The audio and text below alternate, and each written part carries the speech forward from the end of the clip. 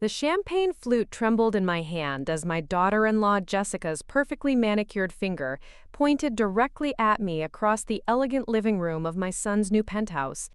Her voice cut through the celebration like a blade, each word dripping with contempt that would echo in my mind for months to come. "Let's be honest, Margaret. You're totally irrelevant to this family now. We've outgrown you, and frankly, your presence is embarrassing." The room fell silent except for the soft jazz playing from hidden speakers, and I watched my son David's face turn away, unable or unwilling to defend the woman who had raised him alone for 28 years. Before we jump back in, tell us where you're tuning in from, and if this story touches you, make sure you're subscribed, because tomorrow I've saved something extra special for you. My name is Margaret Chen, and at 62, I thought I understood what family loyalty meant. For 3 decades, I had built my life around the belief that unconditional love and sacrifice would create unbreakable bonds. I had immigrated to Seattle from Taiwan when David was just 5 years old, carrying nothing but determination and dreams of giving my son opportunities I never had. My husband had abandoned us shortly after we arrived, leaving me to navigate a foreign country, a new language, and single motherhood while working multiple jobs to survive. The penthouse where my world crumbled that October evening represented everything I had worked toward. Floor-to-ceiling windows offered breathtaking views of Elliott Bay, while imported marble floors reflected the glow of a crystal chandelier that cost more than most people's cars. Every surface spoke of wealth and success, a testament to David's rise from the struggling immigrant child to one of Seattle's most prominent tech executives. I had been so proud when he called to invite me to celebrate his latest promotion, so hopeful that this gathering might mark a new chapter in our increasingly strained relationship. The evening had started promisingly enough. David had greeted me at the door with a warm hug, commenting on how elegant I looked in the navy silk dress I had chosen specially for the occasion. He had given me a tour of the renovated space, pointing out new artwork and furnishings that Jessica had selected during their recent trip to Europe. The apartment was undeniably beautiful, decorated with the kind of sophisticated taste that came from unlimited budgets and professional designers. Yet something about it felt cold and unwelcoming, more like a showroom than a home where people actually lived and loved. Jessica had emerged from the master bedroom, wearing a stunning black cocktail dress that probably cost more than my monthly mortgage payment. Her blonde hair was swept into an elaborate updo that showcased diamond earrings sparkling like captured starlight. She was undeniably beautiful, with the kind of polished perfection that graced magazine covers and high society events. But her smile never quite reached her eyes when she looked at me, always carrying an undertone of barely concealed irritation that made every interaction feel like walking through a minefield. The guest list for the evening included David's colleagues from the tech company, where he served as Chief Innovation Officer, along with Jessica's friends from the exclusive social circles she had cultivated since their marriage 3 years earlier. I recognized some faces from previous gatherings, people who greeted me with polite smiles and surface-level conversations, before quickly moving on to more interesting companions. The women discussed their latest charity board appointments and upcoming galas, while the men talked about market trends and investment opportunities in languages of privilege I was still learning to understand. I had dressed carefully for the occasion, choosing clothes that I hoped would help me blend into their sophisticated world without drawing unwanted attention to my outsider status. My jewelry was tasteful but modest, my makeup carefully applied to minimize the lines that years of struggle had etched around my eyes. I had even practiced conversation topics during the drive over, determined to contribute meaningfully to their discussions about art exhibitions and wine tastings and European vacations. The first hour passed pleasantly, as guests mingled and admired the apartment's stunning renovation. I found myself in a corner conversation with one of David's colleagues, discussing the challenges of adapting to rapid technological changes in various industries. The man seemed genuinely interested in my perspective, asking thoughtful questions about my experience building a successful accounting practice that served Seattle's growing Asian business community. For a brief moment, I felt valued and included, my opinions treated with the respect I had earned through decades of hard work and professional achievement. David moved through the room with the easy confidence of someone accustomed to being the center of attention. He had grown into a handsome man, his features combining the best of both his parents' heritage.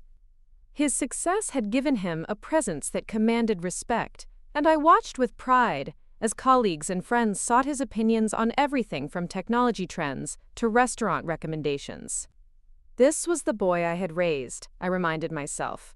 The child whose homework I had checked every night after 12-hour workdays, whose dreams I had nurtured, even when my own seemed impossible to achieve. Jessica played her role as the perfect hostess with practiced ease, gliding between groups with champagne flutes and carefully curated small talk. She had an impressive ability to remember personal details about guests' lives, inquiring about recent vacations and children's accomplishments with apparent genuine interest. Her social skills were undeniably polished, honed through years of private school education and country club memberships that had prepared her for exactly this kind of performance. The trouble began during dinner, when Jessica had arranged the seating to showcase her latest acquisition of influence and status. The dining table was set with china that had been imported from Italy, crystal glasses that caught the candlelight like prisms, and silver flatware that spoke of generational wealth. I found myself seated between a pharmaceutical executive's wife who spoke primarily about her recent plastic surgery procedures and a venture capitalist who seemed more interested in his phone than any human conversation. Throughout the meal, I noticed Jessica's subtle but persistent efforts to diminish my presence at the gathering. When I mentioned my accounting practice, she quickly redirected the conversation to more glamorous topics. When someone asked about David's childhood, she interrupted with anecdotes about their European honeymoon before I could share any memories. Each dismissal was executed with such skill that most guests probably didn't notice, but the cumulative effect left me feeling increasingly invisible and unwelcome. The conversation topics centered around experiences and opportunities that required significant financial resources to access. Private jet trips to Napa Valley for exclusive wine tastings, shopping expeditions to Paris for custom couture fittings, charitable galas where tickets started at $5,000 per person. Investment opportunities and exclusive developments that required minimum commitments of several $1,000,000. I listened politely, occasionally offering observations when appropriate, but mostly feeling like an anthropologist studying a culture I could observe but never truly join. David seemed oblivious to the subtle undercurrents of exclusion that Jessica was orchestrating. He was engaged in animated discussions about emerging technologies and market opportunities, his enthusiasm evident as he described innovative projects his company was developing. Occasionally he would glance in my direction with a smile, but his attention was primarily focused on impressing colleagues and potential business partners who could advance his career even. Preparing and narrating this story took us a lot of time, so if you are enjoying it, subscribe to our channel. It means a lot to us. Now, back to the story. Further, as the evening progressed, Jessica's behavior became increasingly bold in her efforts to marginalize my presence. She would physically position herself between me and other guests during conversations, effectively cutting me out of group discussions. When I attempted to share stories about David's childhood achievements, she would interrupt with comments about how much he had evolved since then, implying that his past was somehow embarrassing or irrelevant to his current success. Each slight was delivered with a sweet smile and honeyed voice that made direct confrontation impossible without appearing unreasonable. The final humiliation came during the toast that was supposed to celebrate David's promotion. Jessica had prepared remarks that praised his vision, his leadership, his ability to inspire teams and drive innovation in competitive markets. She spoke eloquently about their shared future plans, their travel dreams, their commitment to making meaningful contributions to Seattle's cultural and philanthropic communities. But there was no mention of the woman who had sacrificed everything to make his success possible, no acknowledgement of the foundation that had been laid through years of struggle and determination. When someone in the group asked about David's background, how he had developed the work ethic and values that made him such an effective leader, Jessica seized the opportunity to deliver what felt like a carefully planned attack on my relevance to their lives. She described his education at prestigious institutions, his internships at leading technology companies, his natural talent for understanding complex systems and market dynamics. But when the conversation turned to family influences, her tone shifted in a way that made my stomach clench with anticipation of what was coming. "David has really created himself," Jessica said, her voice carrying undertones of dismissiveness that I recognized but couldn't prove to anyone else in the room. "He's moved so far beyond his humble beginnings. We're focused on building something significant together, something that matches our current status and future potential. We can't be held back by outdated expectations or obligations to people who don't understand the level we're operating on now." The words stung, but they were delivered with such diplomatic skill that they sounded almost reasonable to casual listeners. I felt my cheeks burning with embarrassment and hurt, but I forced myself to maintain composure, knowing that any emotional reaction would only confirm Jessica's narrative about my inappropriateness for their sophisticated social circle. The conversation continued around me as if I had already disappeared from the room. Guests discussed David's impressive trajectory, his innovative thinking, his potential for even greater achievements in the rapidly evolving technology sector. Jessica skillfully guided the discussion to emphasize his independence, his self-made success, his ability to transcend limitations that might have constrained someone with less vision and determination. Each comment felt like another nail in the coffin of my relevance to my son's life. I excused myself to the powder room, needing a moment to collect my thoughts and regain my composure before facing the remainder of the evening. The bathroom was appointed with the same luxury as the rest of the apartment, featuring imported fixtures and designer touches that spoke of unlimited budgets. I stared at my reflection in the ornate mirror, seeing a woman who looked older and more tired than she had that morning, someone who no longer seemed to belong in her own son's life. When I returned to the living room, the group had moved into more casual conversation clusters, with some guests admiring the view from the balcony, while others examined Jessica's art collection. I joined a small group near the windows, hoping to find a natural way to contribute to their discussion about Seattle's changing skyline. For a few minutes, I managed to engage in pleasant conversation about the city's growth and development, drawing on my knowledge of local business trends to offer relevant observations. But Jessica appeared beside me with the stealth of a predator sensing wounded prey. Her approach was so smooth that other guests didn't notice the deliberate nature of her intervention, but I recognized the calculating look in her eyes that always preceded her most devastating social maneuvers. "Margaret," she said, her voice carrying false sweetness that made my skin crawl, "I've been meaning to talk to you about something important. David and I have been discussing our future plans, and we want to make sure everyone understands their role in our lives going forward." The other guests continued their conversations, unaware that they were about to witness what felt like a public execution of my place in David's family. Jessica positioned herself to command attention, while making it impossible for me to escape, without causing a scene that would confirm her narrative about my inappropriateness for their social circle. "The thing is," Jessica continued, her perfectly modulated voice carrying just enough volume to ensure that nearby conversations would pause to listen, "David and I are at a point in our lives where we need to be very intentional about our relationships and commitments. We're building something significant together, and that requires focus and clarity about what serves our goals and what might be holding us back." I felt the familiar tightness in my chest that accompanied Jessica's more elaborate manipulations, but I forced myself to remain calm and attentive, hoping that my fears about where this was heading might be unfounded. Other guests had begun to notice the tension in Jessica's voice, their own conversations slowing as they sensed drama unfolding in their midst. "David has evolved so much over the years," Jessica said, her gaze fixed on me with laser precision. "His vision has expanded, his standards have risen, his potential has become limitless. And as his partner, I need to support that growth by making sure our social and family circles reflect the level we're operating on now."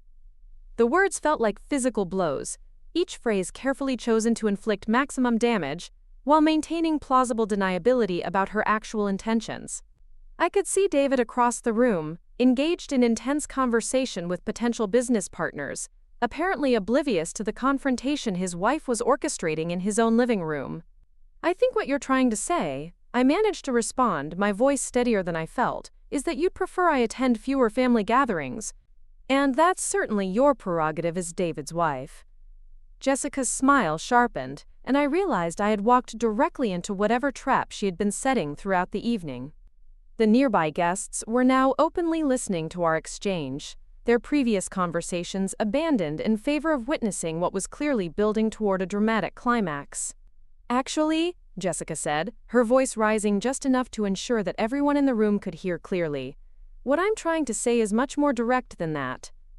She paused for effect, ensuring that all attention was focused on her next words. Let's be honest, Margaret. You're totally irrelevant to this family now. We've outgrown you and, frankly, your presence is embarrassing. The words hit me like a physical assault, each syllable designed to strip away whatever dignity and belonging I thought I still possessed in my son's life.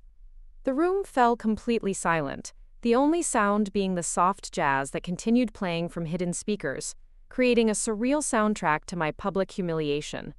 Your immigrant background, your working-class sensibilities, your inability to understand the social nuances of our world. Jessica continued, clearly enjoying the shock and discomfort her words were creating among the other guests. None of that has any place in the life David and I are building together. You're a relic of his past that we need to leave behind if we're going to continue moving forward. I looked around the room, seeing expressions of shock, embarrassment, and uncomfortable fascination on the faces of people who moments earlier had been engaged in polite conversation. Some guests were staring at their drinks, clearly wishing they were anywhere else, while others watched with the morbid curiosity reserved for car accidents and other spectacles of human misery. My eyes found David across the room, and for a moment our gazes locked.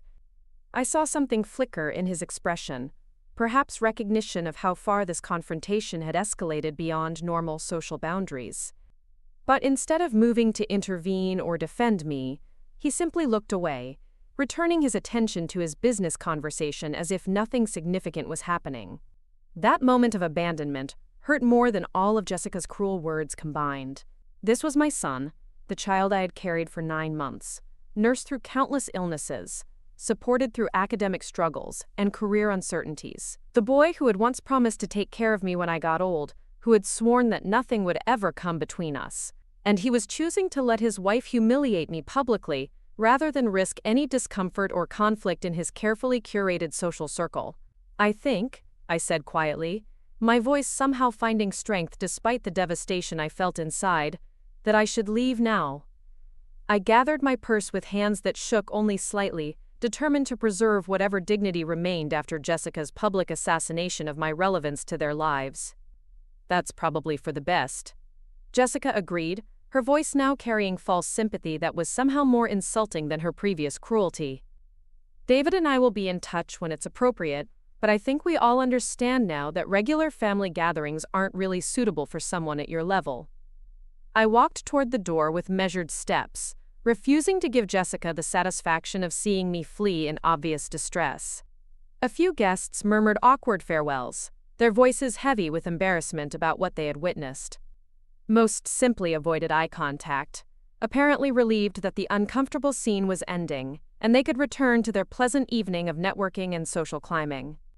David never moved from his position across the room, never acknowledged my departure, never offered any gesture of support or affection as I walked out of his life. The sound of the apartment door closing behind me felt like the final punctuation mark on 30 years of devoted motherhood that had apparently meant nothing to the man my son had become. The elevator ride down to the parking garage gave me the first moment of privacy I'd had since Jessica's attack began. I stood alone in the mirrored space, watching multiple reflections of a woman who looked broken and defeated. Someone who had just learned that her deepest fears about her place in her son's life were not only accurate, but far worse than she had imagined. The drive home through Seattle's evening traffic provided time to replay every moment of the confrontation, analyzing each word and gesture for clues about how long this rejection had been building. I thought about previous family gatherings, searching for signs I had missed, warnings I had failed to heed. How many times had Jessica made subtle comments about my background, my education, my inability to fit seamlessly into their elevated social circles? How often had David remained silent when his wife made jokes at my expense, choosing harmony in his marriage over loyalty to his mother? My house in Ballard felt like a sanctuary after the hostile atmosphere of David's penthouse. The modest neighborhood where I had lived for 15 years was populated by working families and retirees, people who valued practical virtues over social status. My own home was comfortable rather than luxurious, furnished with pieces chosen for durability and comfort, rather than their ability to impress visitors. But it was mine, paid for through decades of careful saving and hard work. A place where I had never felt embarrassed about my background or inadequate about my achievements. I poured myself a glass of wine and sat in my living room, surrounded by photographs that documented David's childhood and academic success. Pictures from his high school graduation, where I had been the loudest voice cheering from the audience. Images from his college years, when he would call every week to share stories about his classes and seek advice about career decisions. Photos from his wedding, where I had worn my best dress and smiled through my concerns about Jessica's obvious discomfort with my presence in their perfect celebration. The evening's humiliation replayed in my mind with the clarity of fresh trauma, each cruel word echoing with renewed impact. Totally irrelevant. Embarrassing. We've outgrown you. Jessica had articulated what I had sensed but refused to acknowledge for months, perhaps years. My son's success had created distance that I had attributed to natural life changes, but which was apparently rooted in deeper shame about his origins and the woman who had raised him. I thought about all the sacrifices I had made to ensure David's success, the dreams I had deferred and comforts I had denied myself so that he could have every advantage I could provide. Working multiple jobs to pay for private school tuition when the public schools seemed inadequate for his potential. Spending weekends driving him to academic competitions and extracurricular activities instead of pursuing my own interests. Using my savings for his college expenses rather than upgrading my own living situation or taking the vacations I had always promised myself. The accounting practice I had built over 2 decades was successful enough to provide comfortable living and had earned respect within Seattle's business community. My clients valued my expertise, my attention to detail, my commitment to their financial success. I had built something meaningful and sustainable through my own efforts, creating value and serving others in ways that should have made any son proud. But David's world had apparently moved beyond the kind of practical achievements that defined my professional life. Sleep came fitfully that night, interrupted by dreams where Jessica's voice echoed through empty rooms, repeating her assessment of my irrelevance while David stood silently in the shadows. I woke multiple times, each returned to consciousness, bringing fresh waves of pain as the evening's events reasserted themselves in my memory. By morning, the hurt had begun to transform into something harder and more focused, a determination to understand exactly what my irrelevance meant and what I intended to do about it. The following days passed in a haze of routine activities that provided structure, while my mind processed the implications of Jessica's public rejection. I went to my office, met with clients, handled their tax planning and financial concerns with my usual professional competence. But underneath the surface calm, I was conducting a thorough inventory of my life, my relationships, my priorities, and my plans for the future. David didn't call, didn't text, didn't acknowledge that anything unusual had happened during the evening at his apartment. His silence spoke louder than any apology could have, confirming that he agreed with his wife's assessment of my place in their lives. The son who had once shared everything with me, who had sought my advice on every major decision, was now content to let me disappear from his world without even a conversation about what had transpired. I found myself reviewing financial documents with new eyes, seeing my assets not as resources to be preserved for David's eventual inheritance, but as tools that could be deployed according to my own values and priorities. The accounting practice, the investment portfolio, the real estate holdings, the life insurance policies, all of it had been structured with the assumption that David would someday benefit from my careful financial planning. But if I was truly irrelevant to his family, then perhaps my money should flow to causes and people who would actually appreciate its impact. The transformation in my thinking didn't happen overnight, but it was inexorable once it began. Jessica's cruel words had inadvertently liberated me from obligations and expectations that had constrained my choices for decades. If I was embarrassing to their social circle, then I was free to stop trying to fit into their world. If I was irrelevant to their family, then I could redirect my energy toward relationships and activities that actually welcomed my participation. A week after the confrontation, I made an appointment with my estate attorney to discuss revisions to my will and trust arrangements. Richard Yamamoto had handled my legal affairs for over a decade, helping me structure my business and personal finances in ways that maximized both current flexibility and future security. He was a second-generation Japanese American, who understood the immigrant experience and had built his own successful practice serving Seattle's diverse business community. "Margaret," he said as I settled into the familiar chair across from his desk. "You sounded concerned on the phone. Is everything all right with David?" Richard had met my son several times over the years during meetings about estate planning, and he knew how central David's welfare had been to my financial decisions. "That's exactly what I want to discuss," I replied, my voice calmer than I had expected it to be. "I need to make some significant changes to my estate planning, and I want to ensure that everything is structured properly to reflect my current priorities." Richard leaned back in his chair, his expression shifting to the neutral professionalism that served his clients well during difficult family situations. He had handled enough estate disputes and family conflicts to recognize the signs of relationships that had reached breaking points. "What kind of changes are we talking about?" he asked, reaching for a legal pad to take notes. "Are you looking to modify the distribution percentages, add additional beneficiaries, or restructure the timing of distributions?" I took a deep breath, knowing that once I spoke the words aloud, I would be committing to a course of action that would fundamentally alter the trajectory of my legacy. "I want to remove David as my primary beneficiary and redirect the majority of my estate toward charitable causes that align with my values." Richard's pen stopped moving across the page, and he looked up at me with the kind of measured expression that meant he was choosing his words very carefully. "Margaret, that's a substantial change from your current estate plan. Can you help me understand what's prompted this decision?" I explained the events of the previous week, Jessica's public humiliation, David's failure to defend or support me, and the growing realization that my son had outgrown not just my social background but any meaningful connection to the woman who had raised him. Richard listened without interruption, occasionally making notes, his expression remaining professionally neutral throughout my recitation.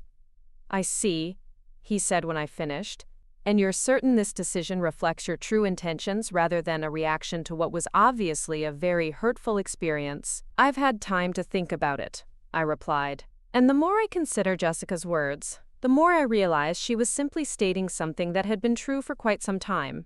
David and I have grown apart, and he's made it clear through his actions and his silence that I no longer have a meaningful place in his life.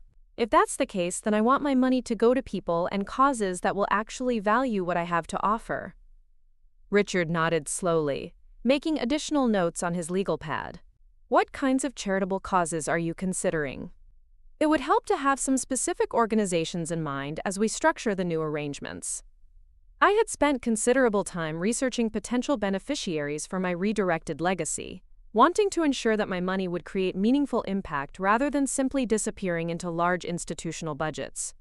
Educational scholarships for first-generation college students, particularly those from immigrant families. Support services for single mothers trying to build careers and provide stability for their children. Small business development programs that help entrepreneurs from underserved communities access capital and mentorship. "Those are excellent choices," Richard agreed. "Causes that reflect your own experiences and values. We can structure everything through a private foundation that will ensure your wishes are carried out according to your specific guidelines."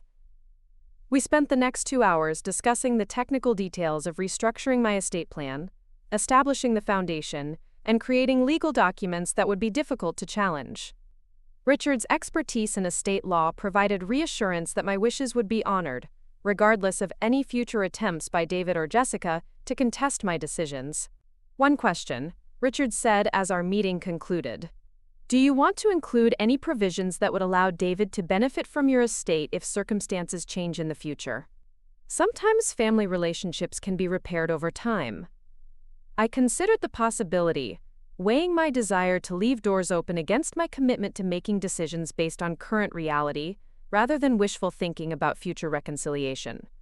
"Include a provision for a small bequest to David," I decided. "Something nominal, like $10,000, just to make it clear that I didn't forget about him. But the bulk of everything goes to the foundation." "Understood. I'll have all the documents prepared within 2 weeks.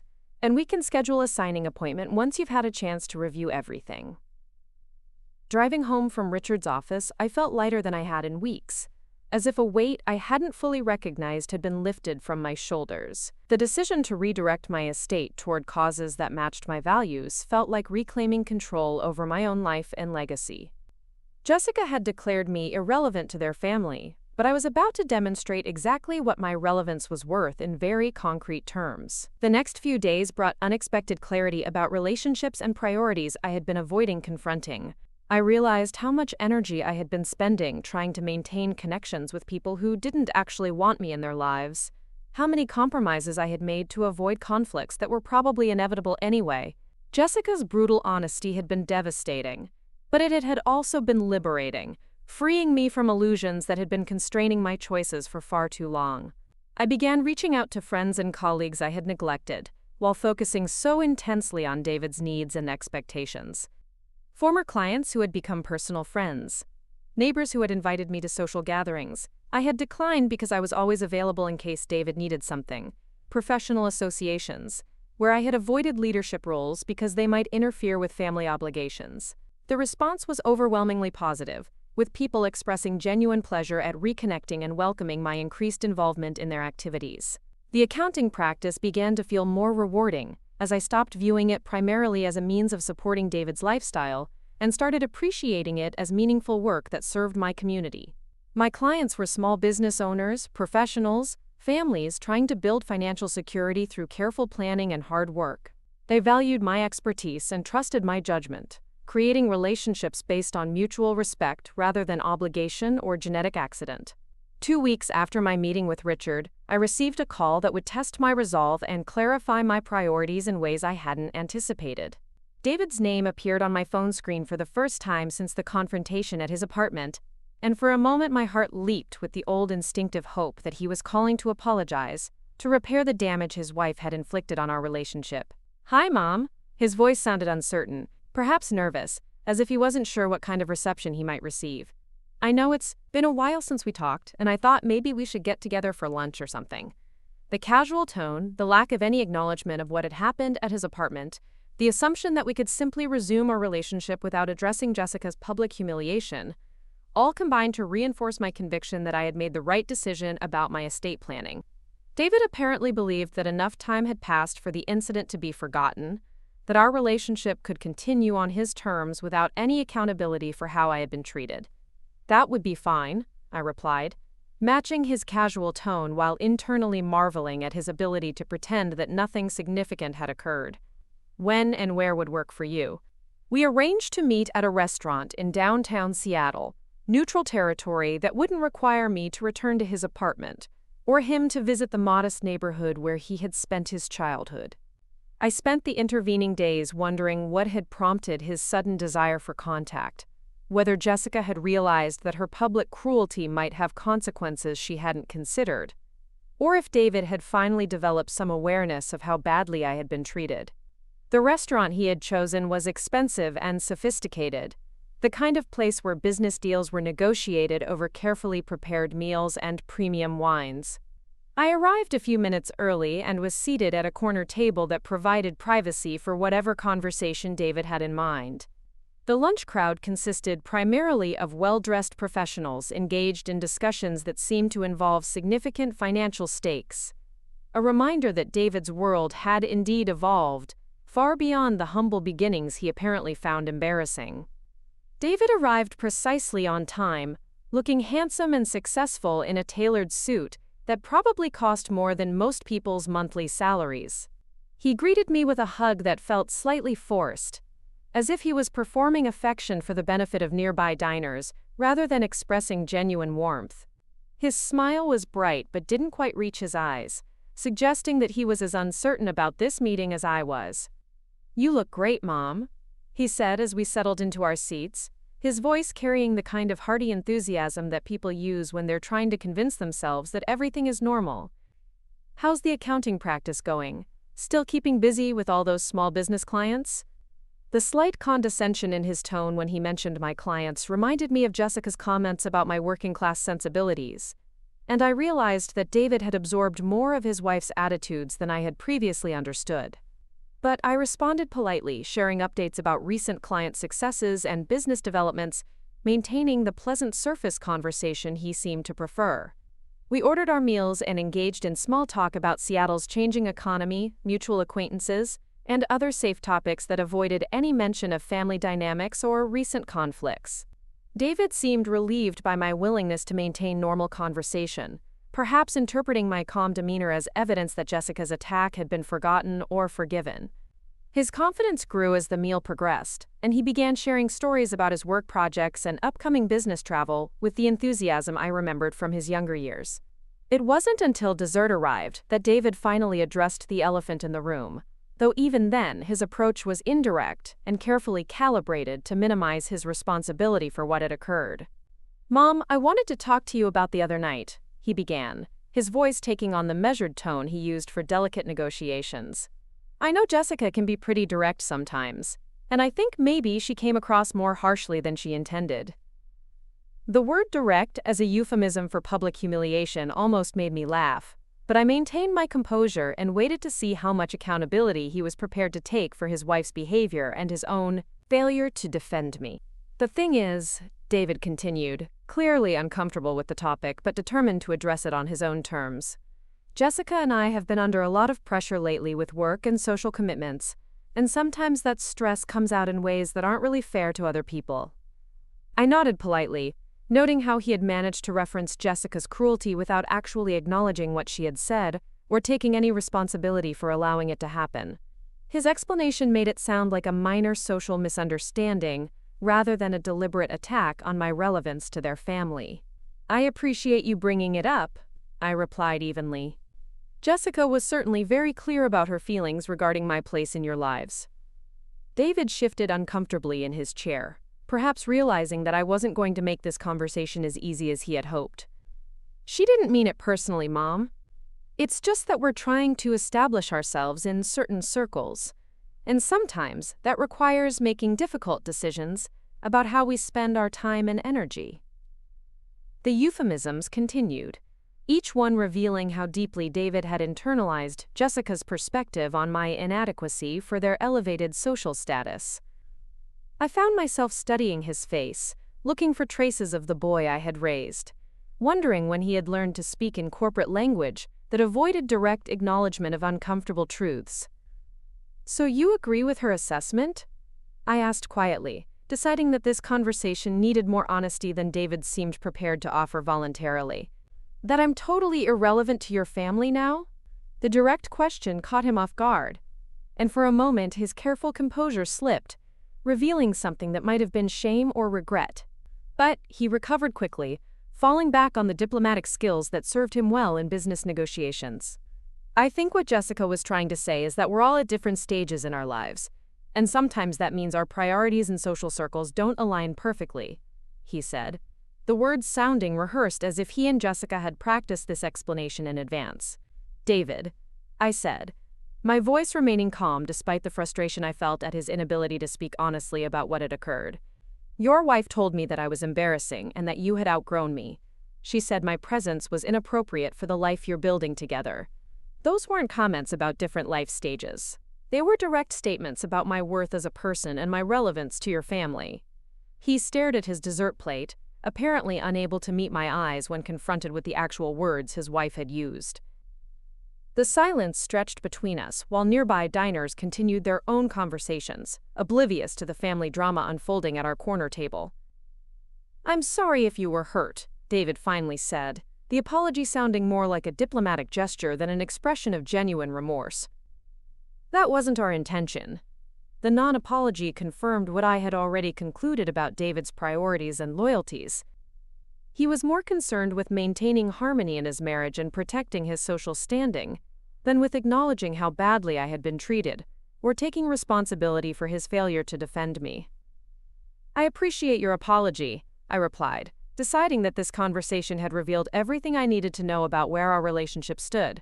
"And I want you to know that I've taken Jessica's words to heart. If I'm truly irrelevant to your family, then I need to make some adjustments in my own life to reflect that reality." David looked up sharply, perhaps sensing that something in my tone had shifted in ways he couldn't quite identify. "What do you mean by adjustments?" I smiled, the expression feeling more genuine than anything I had managed during our entire lunch together. "I mean that I'm finally learning to listen when people tell me who they are and what they value," I said, reaching for my purse as I prepared to end this disappointing lunch. "Jessica made it very clear that I don't fit into the life you're building together, and I respect that assessment.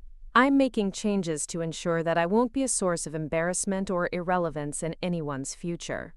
David's expression shifted from mild concern to something approaching alarm, as if he was beginning to sense that this conversation was heading somewhere he hadn't anticipated. "Mom, you don't need to make any dramatic changes. We can work things out. Jessica just needs some time to adjust to having family more involved in our social activities." The suggestion that my presence at family gatherings was somehow an imposition rather than a natural right struck me as particularly revealing. David was still framing the situation as if I was pushing myself into their lives, rather than responding to years of increasingly clear signals that I wasn't welcome. "David," I said gently, "I've spent the past week really thinking about what Jessica said, and I realized she was absolutely right about one thing. I have been holding on to expectations and relationships that no longer serve anyone involved. It's time for me to build a life that reflects my actual circumstances, rather than my hopes about what family connections might look like." He reached across the table, his hand covering mine in a gesture that felt more desperate than affectionate. "Please don't do anything hasty. We can have dinner next week, maybe somewhere quieter, where we can really talk things through. Jessica's been under a lot of stress lately, and I think if we just give her some space to process everything, she'll come around to appreciating you more." The offer felt hollow, another attempt to manage the situation, without acknowledging the fundamental issues that had created it. David was still operating under the assumption that this was a temporary misunderstanding, rather than a revelation of long-standing attitudes and priorities. "I appreciate the invitation," I replied, standing and placing enough cash on the table to cover my portion of the meal. "But I think we both know that another dinner isn't going to change the basic reality of where I fit in your lives." Jessica was honest about that, and I'm grateful for her honesty, even though it was painful to hear. I left David sitting at the table, his expression confused and concerned but not quite worried enough to pursue me or insist on continuing the conversation. The drive home gave me time to process the lunch and confirm that my instincts about David's priorities had been accurate. He was sorry I had been hurt, but he wasn't willing to confront his wife's behavior or examine his own failure to defend me. His primary concern was maintaining the status quo that served his marriage and social ambitions. That evening, I called Richard to confirm that the estate planning documents were ready for my signature. He had done exceptional work structuring the foundation and ensuring that my wishes would be legally protected from any future challenges. The Margaret Foundation would focus on educational opportunities for immigrant families, support services for single mothers, and small business development in underserved communities. My life's work would create opportunities for people who understood the value of sacrifice and determination. "Are you certain about the timing?" Richard asked as we scheduled the signing appointment. "Sometimes it's wise to let family situations settle before making permanent legal changes." "I'm certain," I replied without hesitation. David had the opportunity today to acknowledge what happened and take some responsibility for how I was treated. Instead, he made it clear that his wife's assessment of my relevance is something he's comfortable living with. I need to plan accordingly. The signing ceremony 2 days later felt more like a celebration than a funeral for my relationship with David. Richard had prepared everything with meticulous attention to detail, ensuring that the foundation would operate according to my values and priorities long after I was gone. The documents were comprehensive, legally sound, and structured to prevent any attempts at contestation based on claims of mental incapacity or undue influence. "The foundation is now officially established," Richard announced as I signed the final page. "Your estate will fund scholarships, business development grants, and support services that will help thousands of people over the coming decades." I felt a deep sense of satisfaction as I reviewed the beneficiary list one final time. David would receive $10,000, enough to make it clear that I hadn't forgotten him, but small enough to emphasize how thoroughly he had forfeited his place as my heir. The remainder of my $4 million estate would create lasting change in the lives of people who would appreciate the opportunities my money could provide. The weeks following the document signing brought an unexpected sense of freedom and clarity about my priorities. I no longer felt obligated to keep my schedule flexible in case David needed something or wanted to get together. I stopped checking my phone constantly for messages that rarely came anyway. I began making plans and commitments based on my own interests, rather than the possibility that family obligations might interfere. I accepted a position on the board of directors for a nonprofit organization that provided business mentoring to immigrant entrepreneurs. The work was challenging and meaningful, drawing on my professional expertise while connecting me with people who shared my values and understood the challenges of building success from humble beginnings. My fellow board members were accomplished professionals who valued my contributions and welcomed my perspective on financial strategy and business development. The accounting practice began to evolve as I stopped viewing it primarily as a means of supporting David's lifestyle and started appreciating it as meaningful work that served my community. I expanded my services to include financial planning for small business owners and began offering pro bono services to nonprofit organizations that couldn't afford professional accounting support. The work felt more purposeful than it had in years, directly connected to causes and people that appreciated what I had to offer. I also began traveling for the first time in decades, taking long postponed trips to visit friends and explore places I had always wanted to see but had never made time for, while focusing on David's needs. A wine tour through Oregon's Willamette Valley with 2 college friends who had remained in touch despite my years of unavailability. A cultural tour of Japan that connected me with my Asian heritage in ways that David had always seemed embarrassed by. Each trip reinforced my growing understanding that I had spent too many years making myself smaller to accommodate other people's comfort levels. 3 months after restructuring my estate, I received an unexpected call from Jessica herself. Her number appeared on my phone screen late on a Thursday evening, and I almost didn't answer, assuming it was some kind of mistake. But curiosity won out over caution, and I found myself listening to the voice that had declared me totally irrelevant. Margaret. Jessica's tone was different from anything I had heard from her before, less confident and more tentative, as if she wasn't quite sure how this conversation might proceed. I hope I'm not calling too late. I wanted to talk to you about something important. Of course, I replied, genuinely curious about what might have prompted this unprecedented direct contact.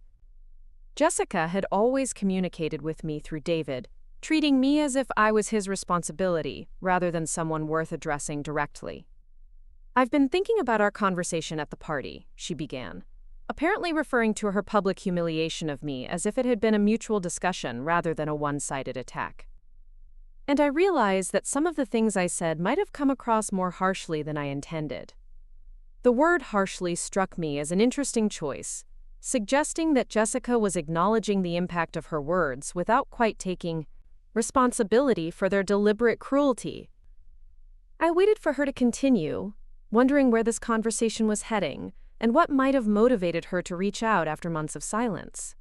The thing is, Jessica continued, her voice carrying undertones of something that might have been nervousness or calculation. David and I have been discussing family dynamics, and we want to make sure everyone understands that we value all the relationships in our lives. The corporate language reminded me of David's approach during our lunch, suggesting that they had coordinated their messaging in advance. I found myself wondering what had prompted this sudden concern about family relationships, and whether it might be connected to practical considerations rather than genuine remorse. I appreciate you calling, I said neutrally, not wanting to commit to any particular interpretation of her motivations until I understood what she actually wanted from this conversation. We're planning a small dinner party next month, Jessica continued, her voice gaining confidence as she moved into what was apparently the real purpose of her call. Nothing too formal, just some close friends and family. We'd love to have you join us. The invitation felt surreal after months of being told that I was irrelevant and embarrassing to their social circle. I wondered what had changed in their circumstances that made my presence suddenly acceptable, or whether this was some kind of strategic move designed to serve purposes I didn't yet understand. That's very thoughtful of you to include me, I replied carefully. Can you help me understand what's prompted this change in perspective? The last time we spoke, you made it quite clear that my presence was inappropriate for your social gatherings. There was a long pause on the other end of the line, and I could almost hear Jessica calculating how much honesty she was prepared to offer. When she finally spoke, her voice carried the kind of forced lightness that people use when they're trying to minimize uncomfortable topics. "I think we were all under a lot of stress that evening," she said, echoing David's earlier excuse about external pressures affecting behavior. "Sometimes people say things they don't really mean when they're dealing with work pressures and social obligations." The suggestion that her detailed criticism of my background and relevance had been some kind of stress-induced mistake struck me as particularly unconvincing. Jessica's attack had been too specific and well-articulated to be dismissed as momentary frustration, and her failure to apologize directly for the content of her remarks suggested that she still believed what she had said. "Jessica," I said gently, "you told me that I was totally irrelevant to your family and that my presence was embarrassing. You specifically mentioned my immigrant background and working-class sensibilities as problems that needed to be left behind. Those weren't general comments about stress. They were very specific assessments of my value as a person." Another long pause, during which I suspected Jessica was recalibrating her approach based on my unwillingness to accept her minimization of what had occurred.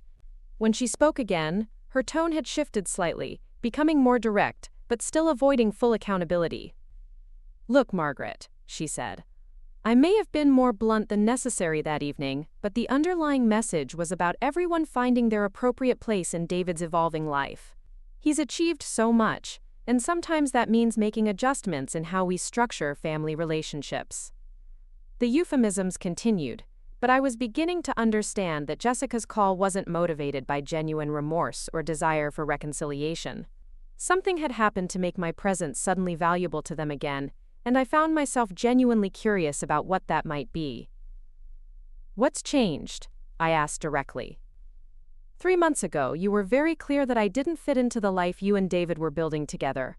What's different now that makes you want to include me in your social activities?"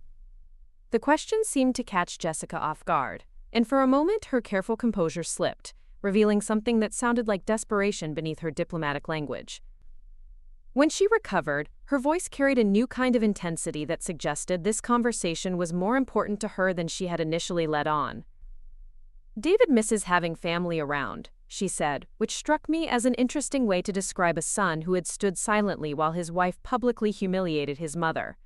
"And we've realized that family connections are important for creating the kind of stable, rooted image that serves our professional and social goals." The honesty was refreshing, even if the motivations were entirely self-serving. Jessica was essentially admitting that their reassessment of my value was based on strategic considerations rather than genuine affection or respect. I was being repositioned from embarrassing liability to useful asset, presumably because something in their circumstances had made family connections more advantageous than they had previously calculated. "I see," I replied, genuinely appreciating her directness even as I recognized the manipulative nature of her outreach. "So my relevance to your family has been restored because it serves your professional and social goals?" "That's not exactly how I would phrase it," Jessica said quickly, apparently realizing that her honesty had revealed more than she intended. "We've just gained some perspective on what's really important in life, and we want to make sure we're not taking family relationships for granted." The conversation continued for another few minutes, with Jessica extending increasingly elaborate invitations and explanations, while I listened with growing amusement at her transparent attempts to rehabilitate my status in their lives. Whatever had prompted this sudden change in perspective, it was clearly significant enough to motivate behavior that directly contradicted everything she had said about my inappropriate presence in their elevated social circles. "I'll need to check my calendar and get back to you," I told Jessica, having no intention of accepting her invitation but wanting time to understand what might have motivated this dramatic reversal in their assessment of my value. "Of course," Jessica replied, her voice carrying barely concealed relief that I hadn't rejected the invitation outright. "We're really looking forward to having you there. It'll be just like old times, but better, because we'll all have a clearer understanding of how much we appreciate each other." After ending the call, I sat in my living room trying to piece together what might have prompted Jessica's sudden interest in rehabilitating our relationship. Their mortgage payments on the penthouse were substantial, David's lifestyle required significant ongoing income. Jessica's social activities involved considerable expenses. Perhaps David's career had hit some kind of setback that made them more aware of the value of family financial resources. The possibility that their outreach was motivated by financial concerns rather than genuine affection actually made their behavior more understandable, if not more appealing. People who had dismissed me as irrelevant and embarrassing were now attempting to restore my place in their lives because they had realized I might be useful to them in ways they hadn't previously considered. I decided to do some research into David's professional situation, using my business connections and industry knowledge to understand whether anything significant had changed in his career trajectory. A few discreet inquiries with clients who worked in the technology sector revealed that David's company had been experiencing some challenges with a major product launch, and there were rumors about potential layoffs among senior management.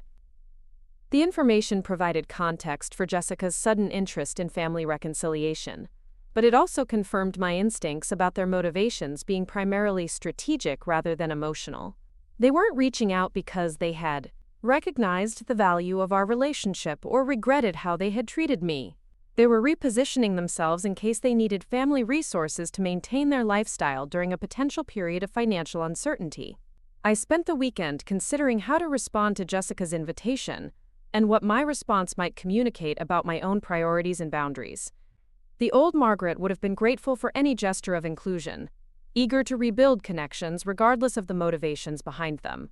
But the woman I had become, through months of independence and self-reflection, had different standards for how she expected to be treated. On Monday morning, I called Jessica back with my decision. Her voice was bright and hopeful when she answered, clearly expecting good news about my availability for their dinner party. "Jessica," I said, "I've thought about your invitation, and I appreciate you reaching out, but I need to be honest about where things stand between us." The hopefulness in her voice faded slightly, replaced by wariness as she prepared for what was apparently not going to be the easy acceptance she had anticipated. "I understand that circumstances may have changed in ways that make family connections more valuable to you now than they seemed a few months ago," I continued. "But I'm not interested in being relevant to your lives only when it serves your strategic purposes."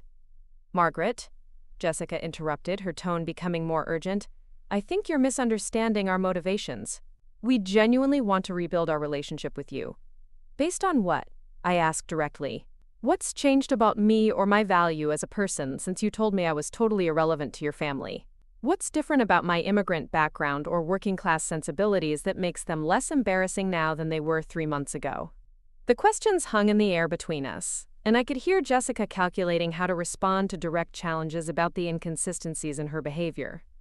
When she finally spoke, her voice carried a hint of the frustration that had characterized our previous interactions. "People grow and change, Margaret. Maybe we've all learned something about what's really important in family relationships." "That's certainly possible," I agreed. "But from my perspective, it looks like you've learned that dismissing family members as irrelevant might have consequences you didn't anticipate.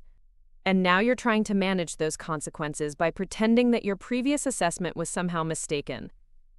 The conversation continued for several more minutes, with Jessica offering increasingly elaborate explanations for their change of heart while I remained politely skeptical about their motivations. Eventually, she seemed to realize that her diplomatic approach wasn't achieving the results she needed, and her tone shifted to something more direct and potentially desperate. "Look," she said, abandoning her previous careful language, "maybe we made some mistakes in how we handled things before. But we're trying to fix that now. Isn't that worth something?"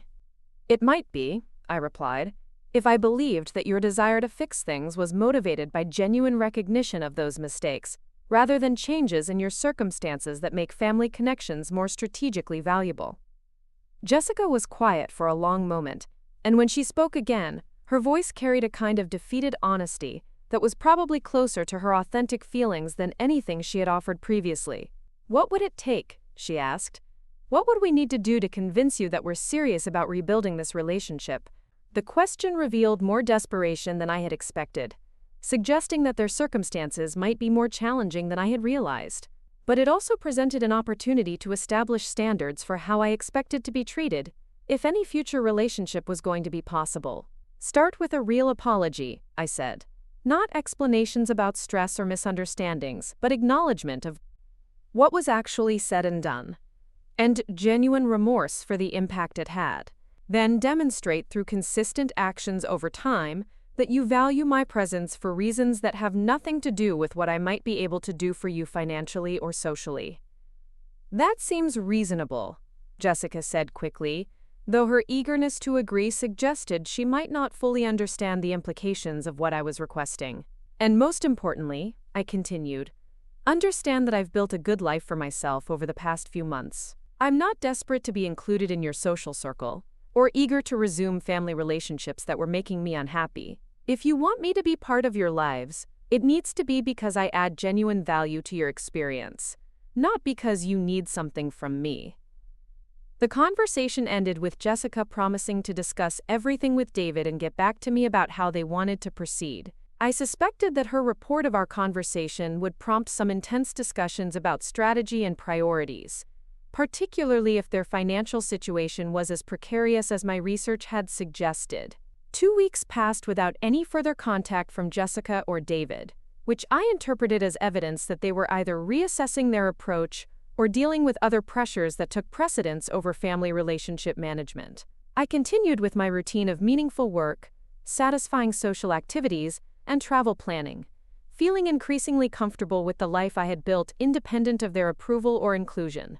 The silence was broken on a Tuesday morning when David called, his voice carrying a heaviness that I hadn't heard since his college years, when he would call seeking advice about difficult decisions or challenging situations. "Mom," he said without his usual preliminary small talk, "we need to talk. Can I come over tonight after work?" The directness of his approach was unusual enough to get my attention, and I found myself curious about what might have prompted this departure from his typical communication style. "Of course. Is everything all right?" "Not really," he admitted, which was perhaps the most honest thing he had said to me in years. "I'll explain everything when I see you. Is 7 o'clock okay?" I spent the afternoon wondering what kind of crisis might have motivated David's uncharacteristically vulnerable tone and direct request for help. My research into his company's situation had suggested potential challenges, but nothing that seemed catastrophic enough to prompt this kind of emotional response. Perhaps there were personal issues beyond the professional concerns I had identified. David arrived at my house looking older and more stressed than I had seen him since his early career days, when he was working impossible hours to establish himself in the competitive technology industry. His usual confident demeanor was replaced by something that looked like genuine worry, and his expensive clothes couldn't hide the tension in his posture and expression. "Thanks for making time to see me," he said as I led him into the living room where we had shared so many conversations during his childhood and young adult years. "I know things have been complicated between us lately, and I appreciate you being willing to talk." I poured him a cup of coffee and settled into my favorite chair, noting how different this interaction felt from our previous encounters over the past year. David seemed genuinely present and engaged rather than performing the role of dutiful son while calculating how quickly he could escape to more interesting activities. "What's going on?" I asked directly, sensing that whatever had brought him here was serious enough to warrant abandoning our usual pattern of careful diplomatic language.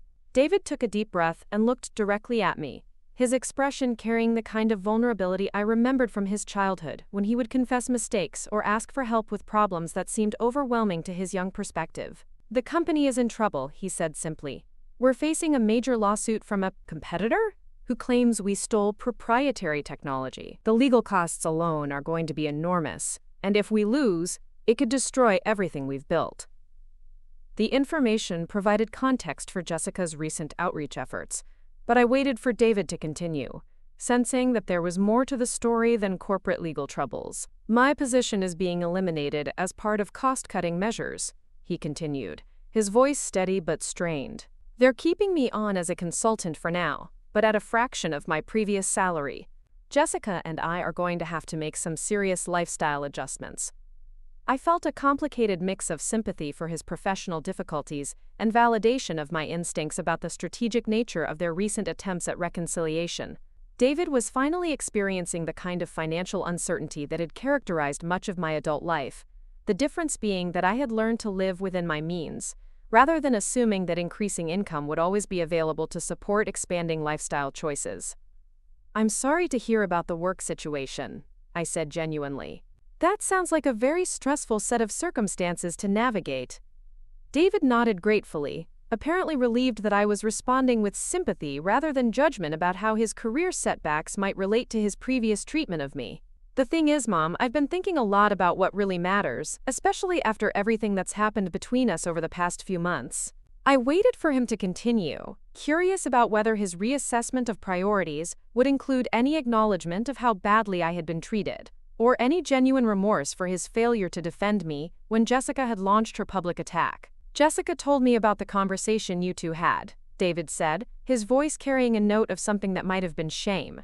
About how she called you and tried to invite you to dinner without really acknowledging what had happened at our apartment. The mention of their previous attempt at reconciliation suggested that David was beginning to understand the inadequacy of their approach, though I wasn't yet convinced that he fully grasped the depth of damage that had been done to our relationship. She did call, I confirmed. But her invitation felt more strategic than heartfelt, particularly given the timing with your professional challenges. David winced slightly, apparently recognizing the accuracy of my assessment about their motivations.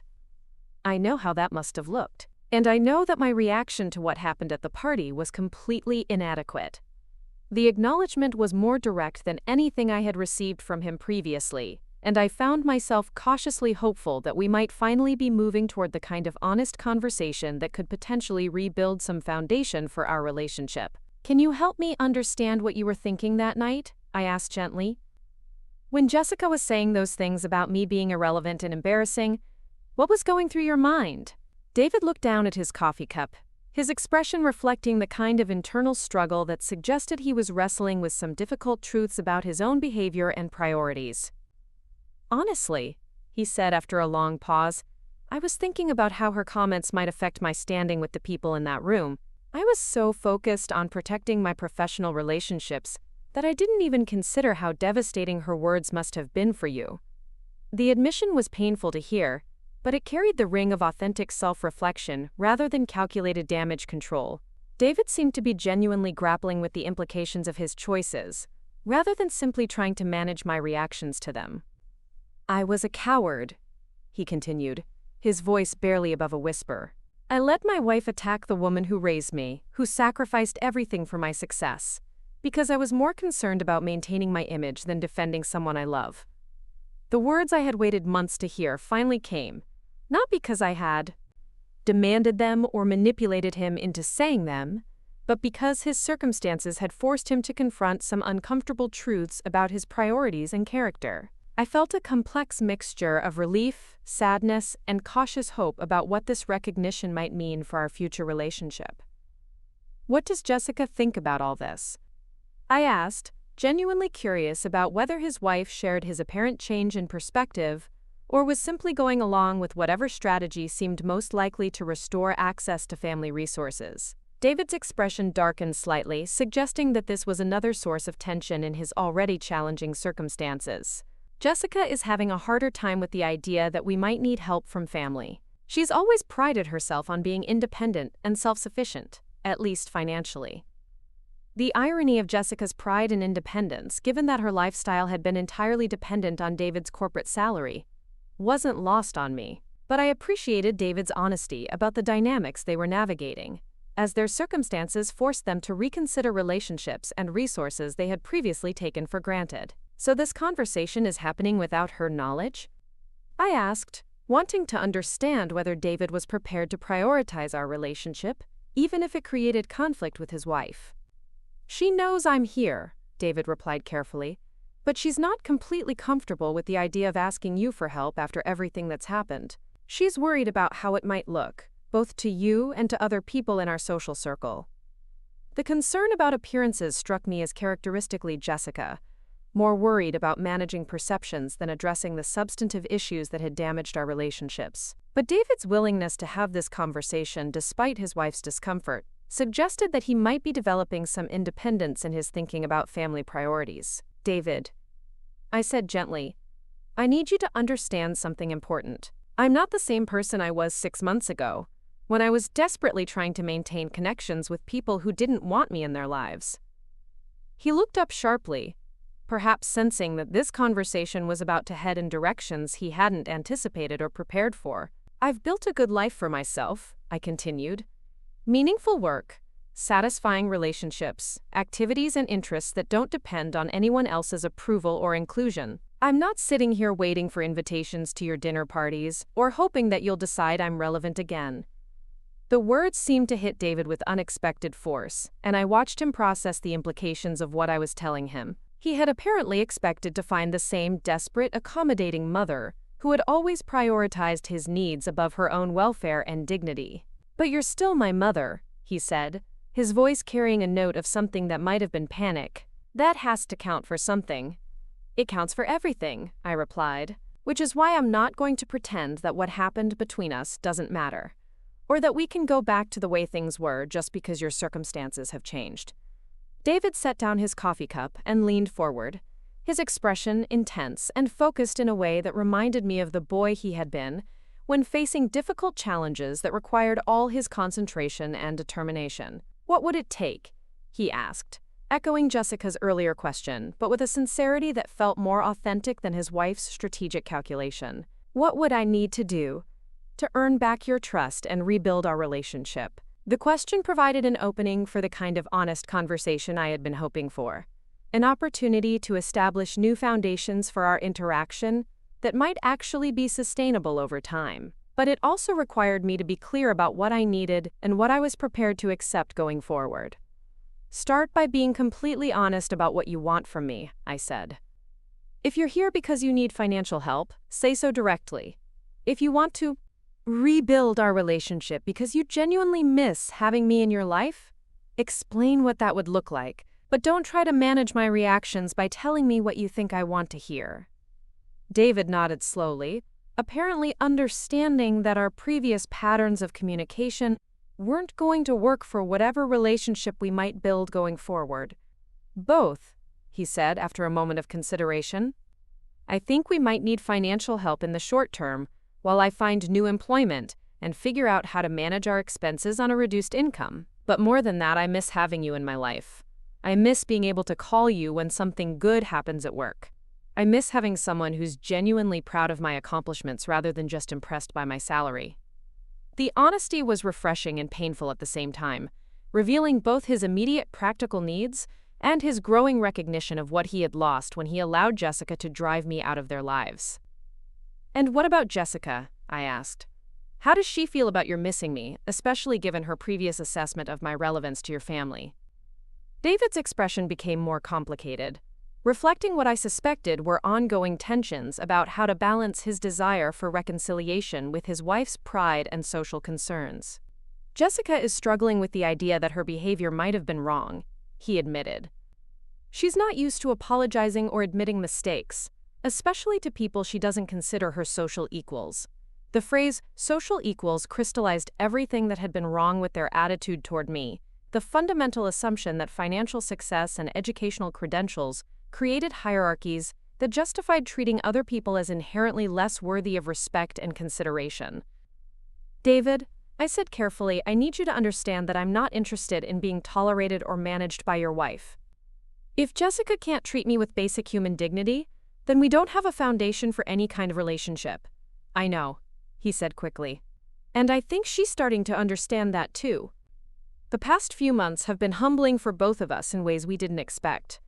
I studied my son's face, looking for signs of the kind of genuine growth that might make a rebuilt relationship possible, or evidence that he was simply saying whatever seemed most likely to restore access to family resources during a difficult period. "Tell me about what you've learned," I said. "Not about what you need from me, but about what this experience has taught you about yourself and your priorities." David was quiet for several minutes, apparently taking the question seriously rather than rushing to provide answers he thought I wanted to hear. When he finally spoke, his voice carried the weight of genuine self-reflection.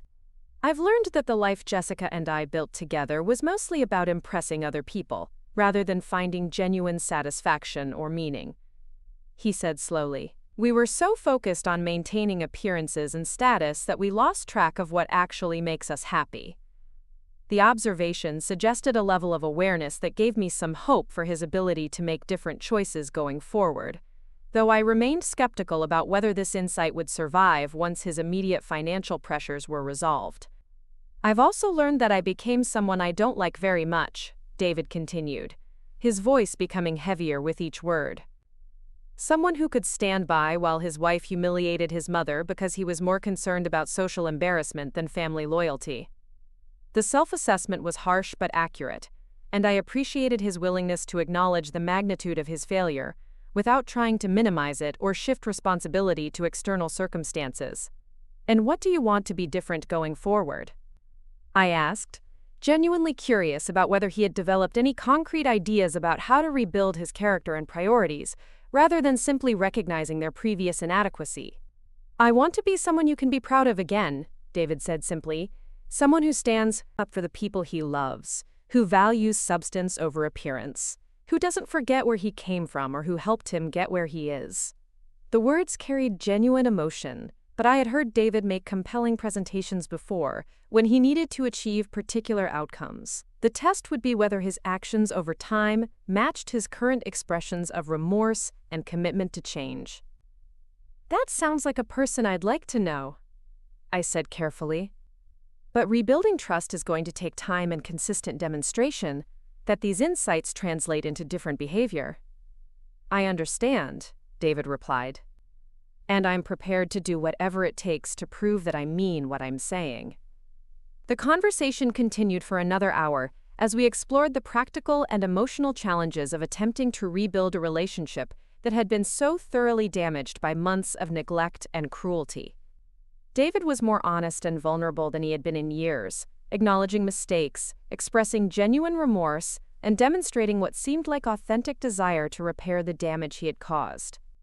But even as I appreciated his apparent growth and sincerity, I remained aware that his circumstances had changed in ways that made family relationships more strategically valuable than they had been when his career was thriving and his social status was secure. The test of his commitment would come when those circumstances improved, and he had other options for support and validation. As David prepared to leave, he turned back to me with an expression that carried echoes of the boy who had once depended on me for guidance through difficult situations. "Mom," he said quietly, "I know I don't have any right to ask this given how I've behaved, but if there's any chance you might be willing to help us get through this financial crisis, I promise I'll spend the rest of my life making it up to you." The request was direct and humble, without the manipulation or entitlement that had characterized many of our previous interactions.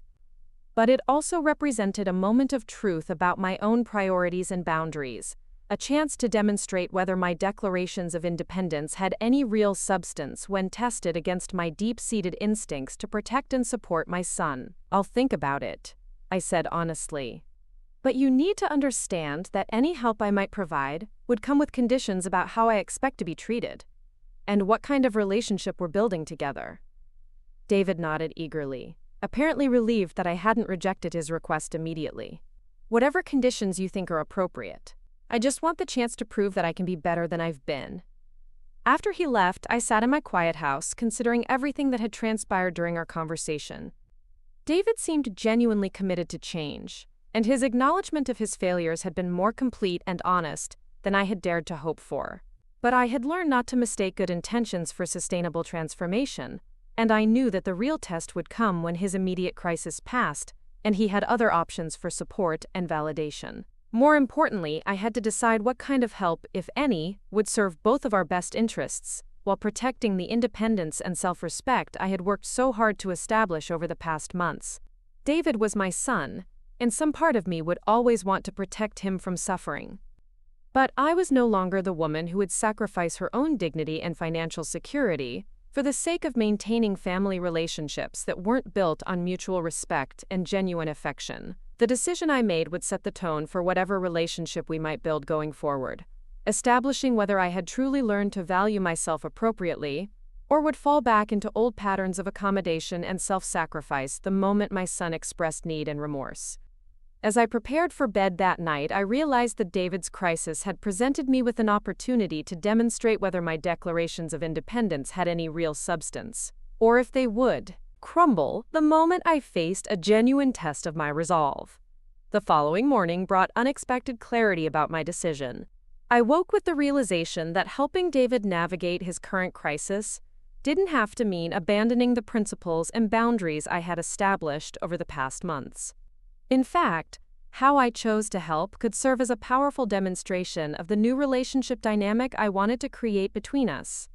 I called Richard and asked him to prepare a formal loan agreement that would provide David with the financial assistance he needed, while establishing clear terms for repayment and expectations for our ongoing relationship. The document would include provisions requiring both David and Jessica to complete family counseling sessions focused on communication and respect, ensuring that any financial support I provided would be accompanied by genuine work on the underlying issues that had created our conflict. "This is an interesting approach," Richard observed as we discussed the terms I wanted to include. "You're treating this as a business transaction rather than a family gift, which protects both your financial interests and your emotional boundaries." "Exactly," I replied. "I want to help David, but not in ways that enable him to avoid the consequences of his choices, or fail to address the fundamental problems in how he and Jessica approach family relationships." The loan amount I settled on was substantial enough to cover their immediate needs, while they adjusted to reduced income, but structured with monthly payments that would require them to maintain contact with me for several years. The interest rate was below market, but not so generous as to make the arrangement feel like charity. Most importantly, the counseling requirement would ensure that our reconciliation process was guided by professional expertise rather than my own emotional needs or their strategic calculations. When I called David to discuss my decision, his relief was palpable even through the phone. "Mom, I can't tell you how much this means to us. We'll pay back every penny with interest, and we'll meet whatever conditions you think are appropriate." "I'm glad I can help," I said genuinely.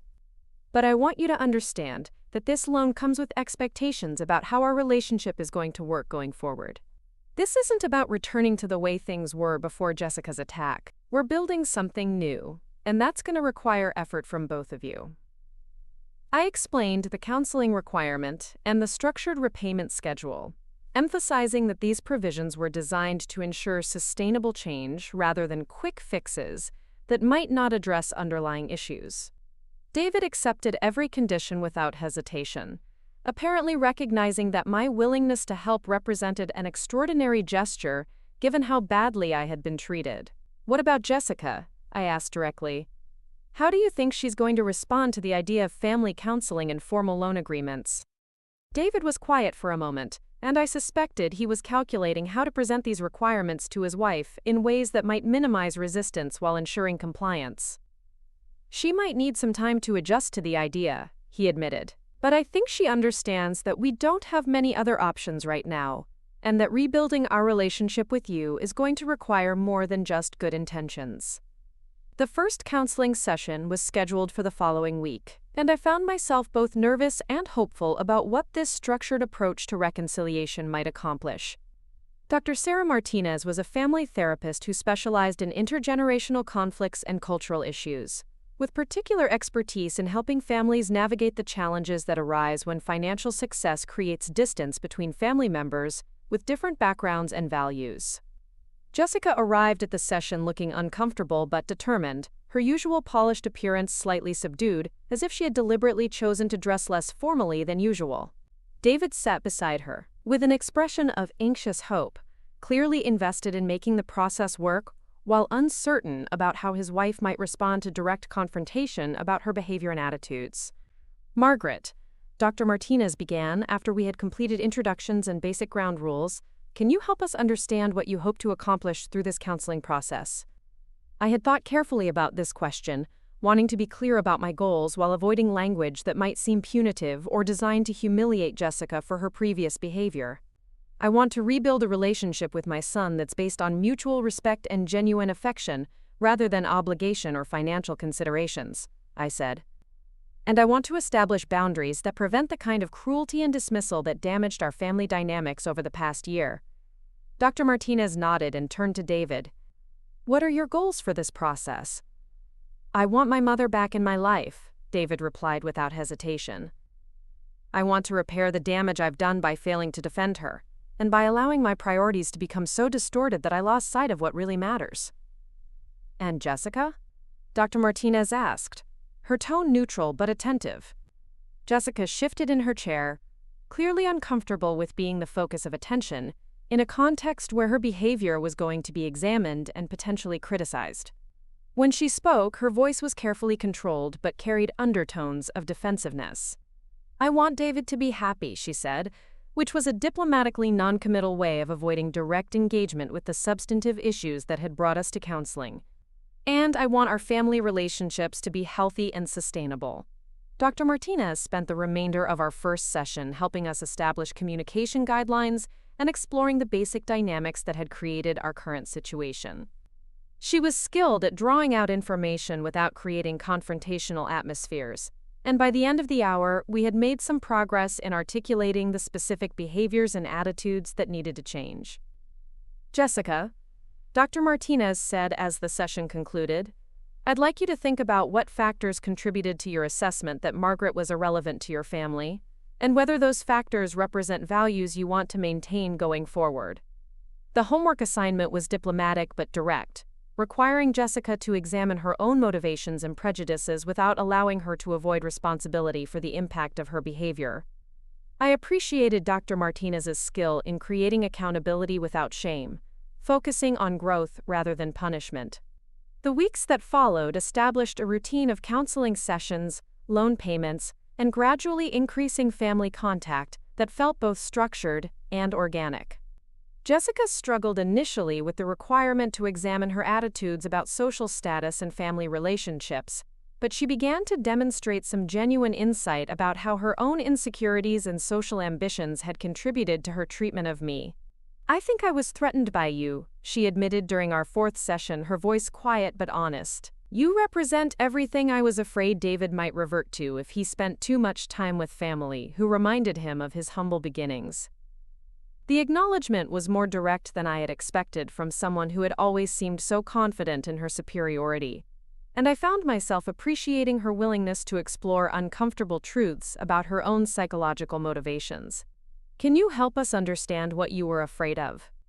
Dr. Martinez asked gently, encouraging Jessica to elaborate on insights that might lead to genuine change rather than superficial behavioral modifications. "I was afraid that David would start questioning whether the life we'd built together was worth the sacrifices we were making to maintain it," Jessica continued, her honesty becoming more authentic with each word. "I was afraid that spending time with Margaret would make him realize that we'd lost touch with values that were actually more important than the status and recognition we were pursuing." The confession revealed layers of self-awareness that I hadn't suspected Jessica possessed, suggesting that her attack on me had been motivated by deeper anxieties about her marriage and lifestyle choices, rather than simple cruelty or prejudice. "And were those fears accurate?" Dr. Martinez asked. "Were there aspects of the life you and David had created that didn't align with values you actually held?" Jessica looked at David, who had been listening to her revelations with expressions of surprise and growing understanding. The look they shared carried intimacy and vulnerability that had been absent from their interactions during my previous observations of their marriage. "Yes," David answered for both of them. "We were so focused on impressing other people and maintaining appearances that we'd forgotten what made us happy as individuals or as a couple."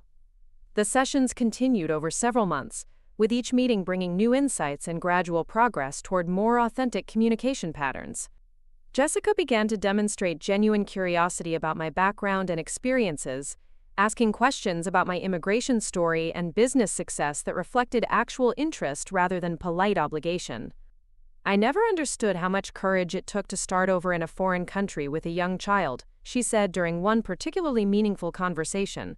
"I can't imagine making the sacrifices you made, or taking the risks that building your accounting practice required." The recognition of my achievements felt genuine rather than calculated, and I found myself beginning to see Jessica as a complex person with her own insecurities and fears, rather than simply the antagonist who had declared me irrelevant. David's growth throughout this process was equally significant. He began to demonstrate the kind of emotional maturity and family loyalty that I had hoped to see from him for years, defending me when necessary but also holding me accountable when my own behavior fell short of the standards we were establishing for our rebuilt relationship. "Mom," he said during one family dinner at my house, "I think you sometimes hold on to grudges longer than necessary. Jessica has apologized and demonstrated real change, but you still seem to be testing her constantly." The feedback stung because it contained elements of truth, and I appreciated that David felt secure enough in our relationship to offer honest criticism when he thought I was falling short of my own principles. "You're right," I admitted after considering his observation. "I think I'm still protecting myself from being hurt again, but that might be preventing me from fully embracing the progress we've all made." The conversation that followed was among the most honest and productive we'd ever had, with all three of us acknowledging ways we needed to continue growing and changing to make our rebuilt relationship sustainable over time. 6 months after beginning counseling, we had established new patterns of interaction that felt both authentic and sustainable. David and Jessica included me in social activities that matched my interests and comfort level, while I made efforts to appreciate the aspects of their lifestyle that reflected genuine values rather than superficial status seeking. Jessica had begun volunteering with a nonprofit organization that provided business mentoring to immigrant entrepreneurs, channeling her organizational skills and social connections toward causes that aligned with values she was discovering, rather than simply maintaining appearances. The work seemed to provide her with satisfaction that her previous charitable activities had never delivered. "Working with these families has taught me so much about resilience and determination," she told me during one of our regular coffee meetings. "It's made me realize how much I took for granted about my own advantages and opportunities." David had found new employment with a smaller technology company that offered lower compensation but greater alignment with his personal values and interests. The reduced income had required lifestyle adjustments that initially felt like sacrifices but gradually revealed themselves as improvements in their quality of life. "We're happier living more simply," he explained during a family dinner. "We have more time for relationships and activities that actually matter to us, rather than constantly working to afford things that were supposed to impress people we didn't even like that much." The loan payments continued on schedule, but our relationship had evolved far beyond the financial transaction that had initially structured our reconciliation. David called regularly not because loan terms required it, but because he genuinely wanted to share news and seek advice. Jessica invited me to social activities because she enjoyed my company, not because family inclusion served strategic purposes. One evening in late spring, nearly a year after Jessica's devastating attack on my Relevance, I was preparing dinner when my phone rang with David's number. His voice carried excitement that reminded me of his childhood enthusiasm when he had good news to share. "Mom," he said without preamble, "Jessica's pregnant. We're going to have a baby." The announcement filled me with joy that was both immediate and complicated, bringing visions of grandparenthood that I had thought might never materialize given the damage that had been done to our family relationships. "That's wonderful news," I said, meaning it completely. "How are you both feeling about becoming parents?" "Scared and excited and overwhelmed," David replied honestly. "And grateful that we've rebuilt our relationship with you, because we're going to need all the wisdom and support we can get." The conversation continued for nearly an hour as David shared details about the pregnancy, their preparations for parenthood, and their hopes for the kind of family environment they wanted to create for their child.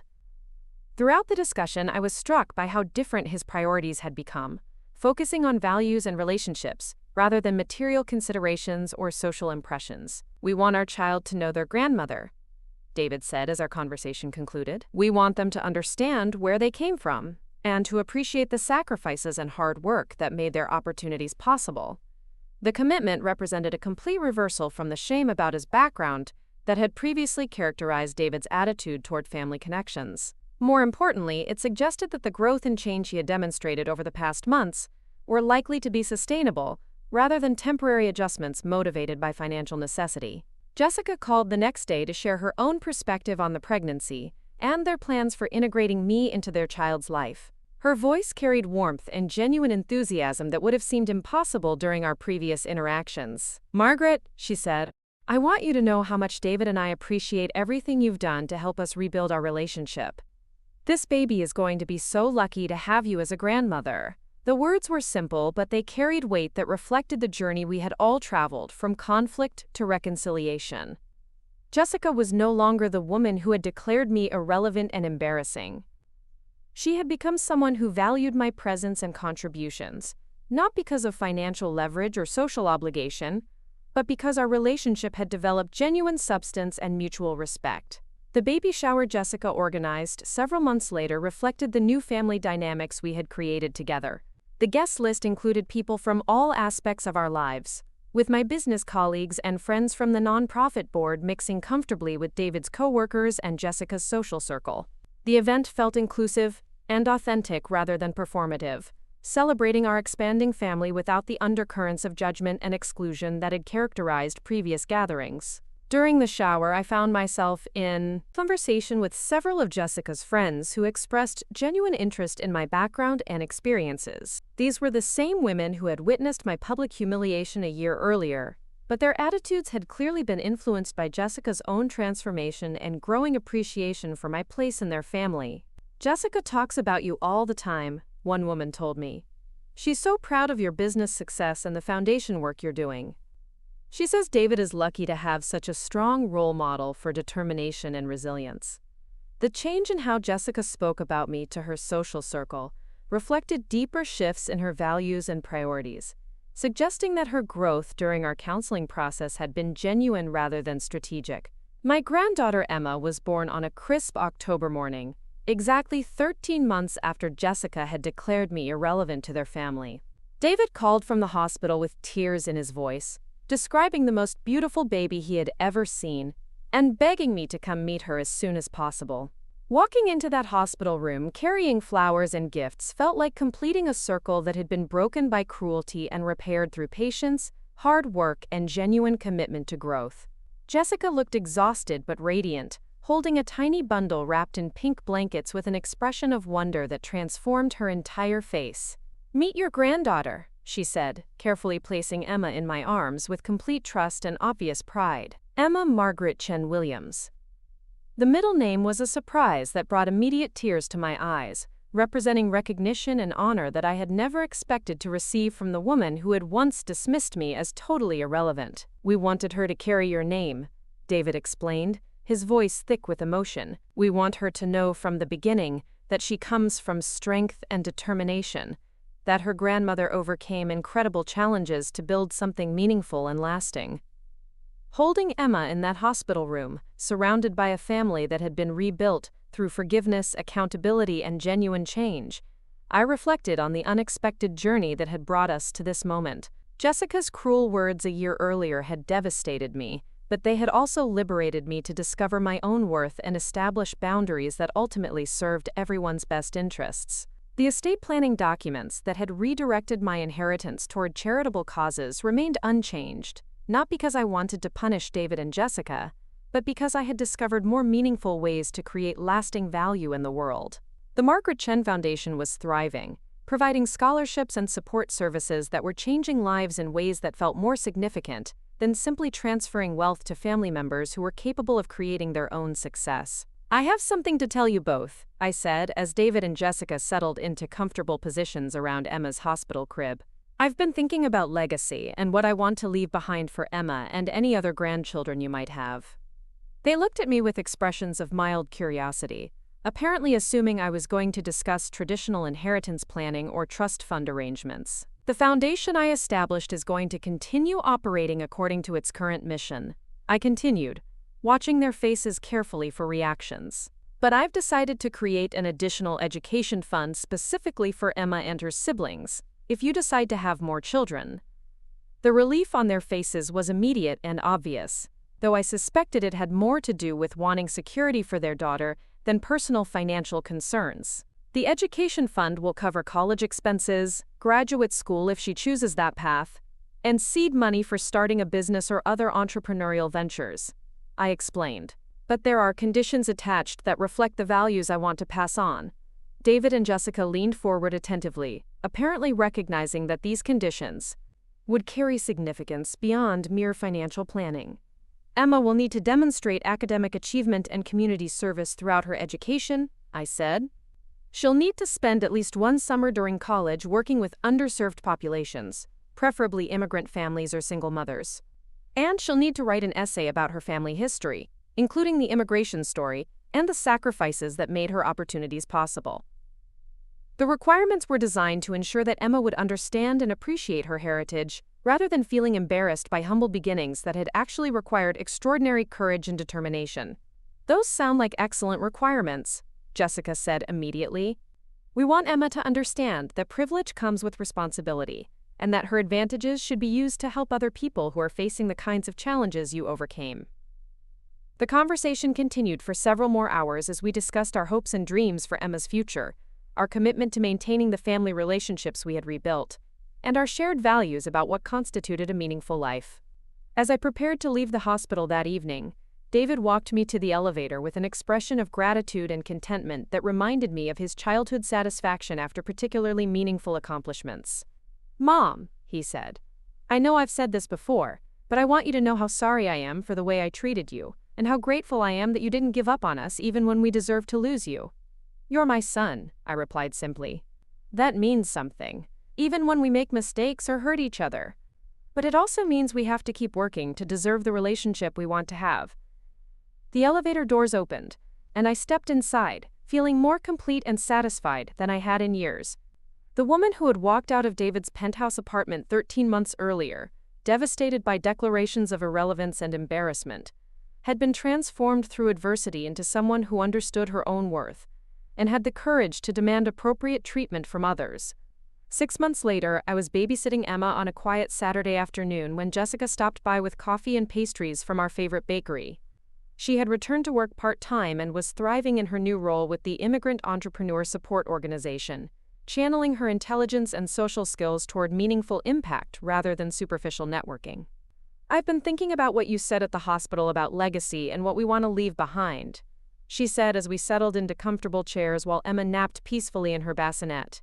"What conclusions have you reached?" I asked, genuinely curious about Jessica's evolving perspective on values and priorities.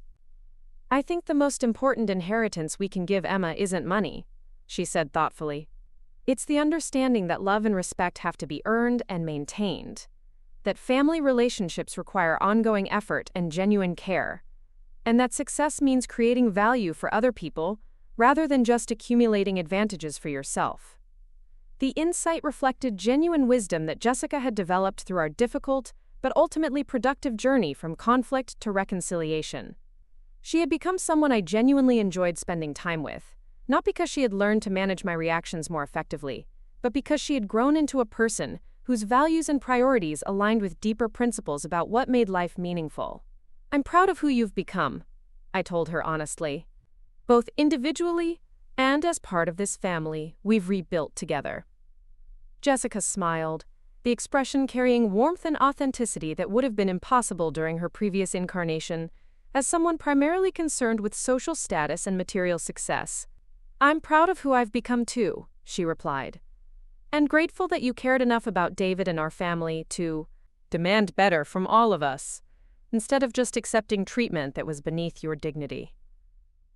As Emma began to stir from her nap, I reflected on the unexpected ways that Jessica's cruel declaration of my irrelevance had ultimately served everyone's best interests.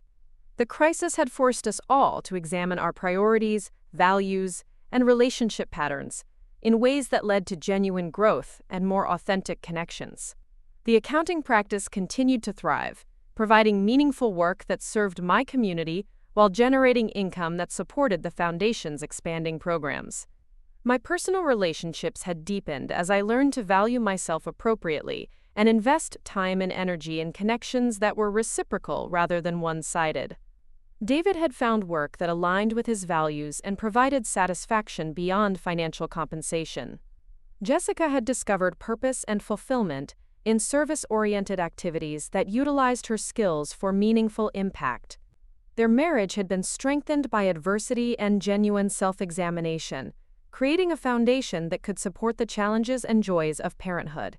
Most importantly, Emma would grow up in a family that understood the difference between authentic success and superficial achievement, surrounded by adults who had learned that love and respect required ongoing effort and genuine care, rather than simply genetic connection or social obligation. Looking back on the evening when Jessica had declared me totally irrelevant to their family, I could appreciate the unexpected gift her cruelty had provided. The attack had liberated me from relationships and expectations that were constraining my growth and preventing me from building the kind of life that reflected my actual values and priorities. I had learned that relevance couldn't be declared or denied by other people, but had to be claimed and maintained through authentic engagement with causes and relationships that appreciated what I had to offer. The foundation work, the meaningful friendships, the professional satisfaction, the rebuilt family connections, all testified to a kind of relevance that was deeper and more sustainable than social acceptance or genetic obligation. As Emma opened her bright eyes and looked directly at me with the kind of complete trust and recognition that grandmothers treasure, I felt the profound satisfaction of having created something lasting and meaningful through determination, boundaries, and the courage to demand appropriate treatment from people who wanted to be part of my life. Jessica had been wrong when she declared me irrelevant. But her attack had motivated me to discover forms of relevance that were more authentic and fulfilling than anything I had previously imagined possible.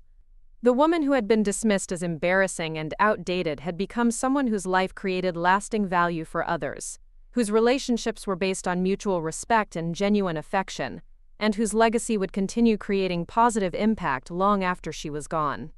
Emma smiled and reached for my finger with tiny hands that carried the promise of a future built on understanding, appreciation, and the kind of authentic family connections that could withstand whatever challenges life might present. In that moment, surrounded by the family we had rebuilt through forgiveness and genuine change, I understood that true relevance came not from other people's recognition, but from the knowledge that your life had created something meaningful and lasting in the world.